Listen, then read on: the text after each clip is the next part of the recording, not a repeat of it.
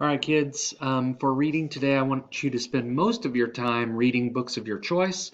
I do want to show you another quick hit video on the concept of using context clues to help you find the meaning of unfamiliar words.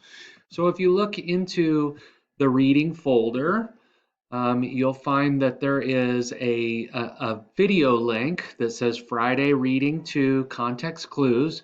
It's a very, very short video, and you can watch that just to remind yourself about what it means to use context clues to find the meanings of, or to figure out the meanings of unfamiliar words.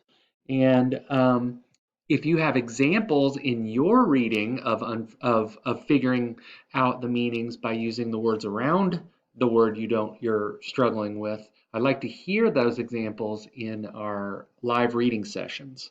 But I do want you to spend most of your time reading books of your choice, enjoying your reading, because I do believe that that is the best way to become a better reader is to read, read, read. And if you love what you're reading, then you'll want to read more.